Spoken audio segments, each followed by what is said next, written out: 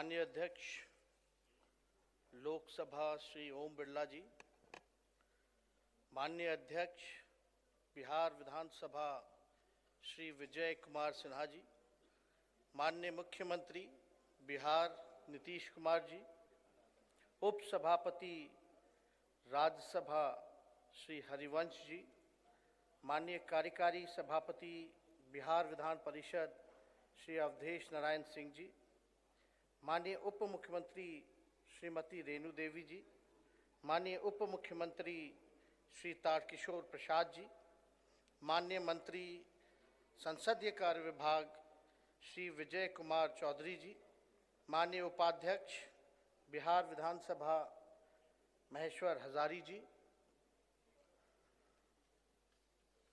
आज स्वर्गीय कर्पूरी ठाकुर जी की 34वीं पुण्यतिथि है। इस अवसर पर श्रद्धा के सुमन मैं अर्पित करता हूं और सबसे पहले मैं बिहार की धरती पर माननीय अध्यक्ष लोकसभा ओम प्रकाश बिरला जी का तहे दिल से स्वागत करता हूं।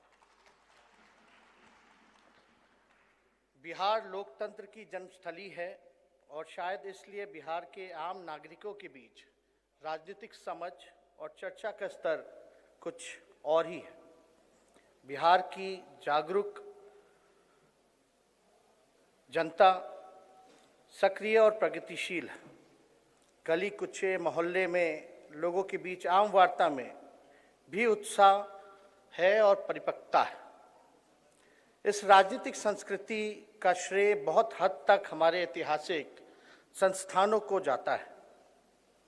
आज के समारोह में मैं सबसे पहले बिहार की जनता को शुभकामनाएं देना चाहता हूं कि उन्होंने ऐसे संस्थानों में भरोसा बनाए रखा, बढ़ चढ़ करके राजनीतिक प्रक्रिया में भाग लिया और जवाबदेही मांगी है।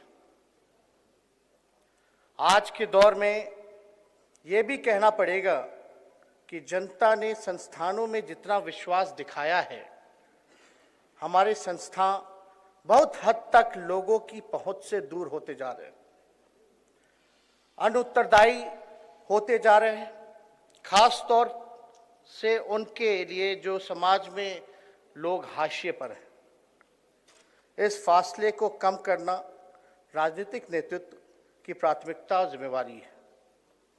5 साल में वोट देन लेन से पड़े हमें सोचना होगा कि कैसे सार्वजनिक और राजनीतिक रूप से संस्थाओं में एक खुलेपन और संस्कृति स्थापित की जाए।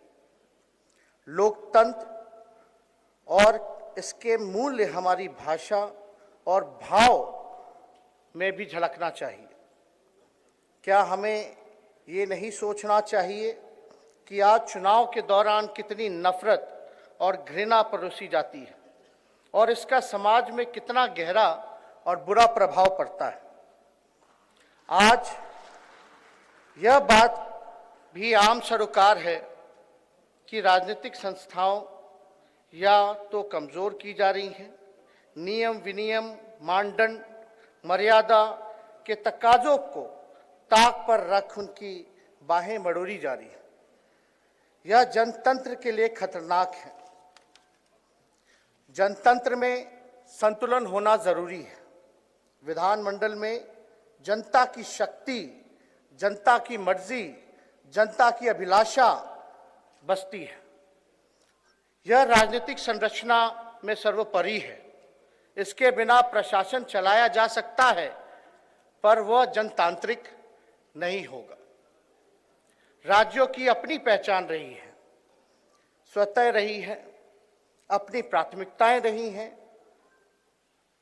केंद्र और राज्यों में तेजी से बदलते रिश्ते पर भी आज गंभीर सोच विचार करने की जरूरत है, क्योंकि अगर हमने गंभीरतापूर्वक अभी विचार नहीं किया तो इसके परिणाम दूरगामी होंगे और संवैधानिक ढांचे को चोट पहुंचाए जाएंगे।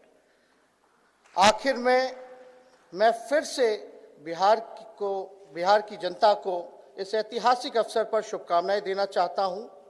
सभी विधानमंडल के साथियों को भी मेरी शुभकामनाएं हैं। इस उम्मीद के साथ कि हम एक साथ इस संस्था और मजबूत, खुला और संवेदनशील बनाने के अग्रसर रहेंगे।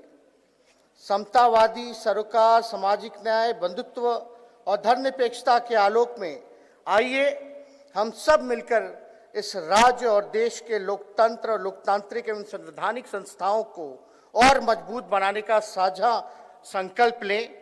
बहुत बहुत धन्यवाद। जय हिंद।